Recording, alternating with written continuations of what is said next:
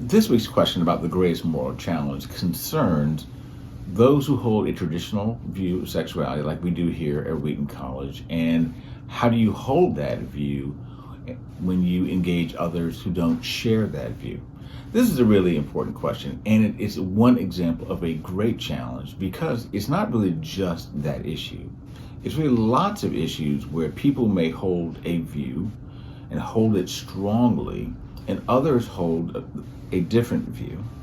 And then the relationship between them or the discourse between them winds up having a lot of tension, a lot of dissonance, a lot of strong opinions, and often not very much a kind of mutual respect in the way that people are regarding each other. So that alone makes it a great moral challenge. So it's really a challenge about disposition more than it is a challenge about the position that you're holding. And so I think what we have to do in the face of that challenge is really ask this basic fundamental question.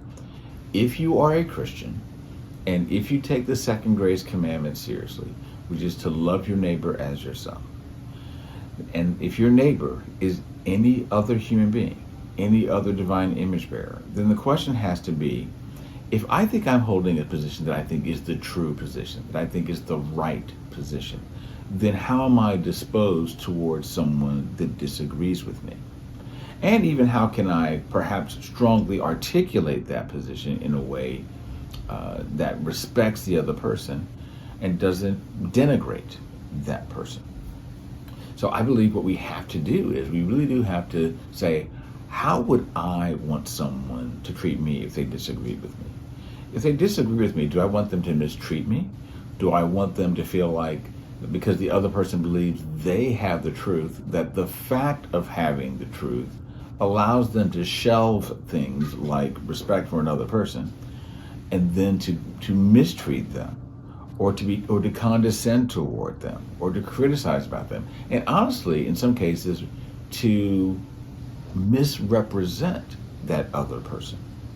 Is that something that I have a right to do because I have the truth? I think sometimes there are people who have the disposition, who have the view that because I have the truth, that's the important thing. And people who don't, they deserve whatever they get, or they deserve my consternation or my anger, or perhaps even my disrespect.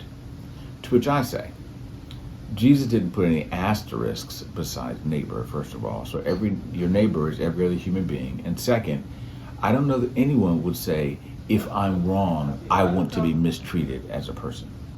And so I think it's important for us to say, well, actually, my disposition toward others, whether it's sexuality or any other issue, is to say, I'm going to treat you like the person who needs to be dignified and honored as a human being created in the image of God, regardless of what I think about your position. Now, please understand, this is not easy. This is hard.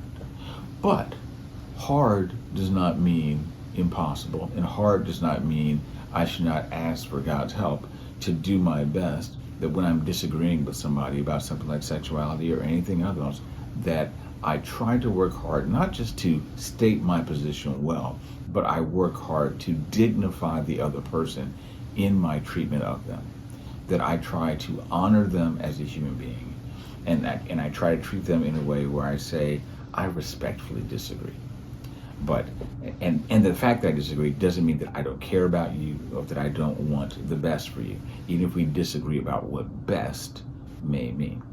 So what we have to do in the face of that moral challenge is really dive into the second greatest commandment and discern ways to make sure we are honoring the person with whom we disagree, even when it gets really tense.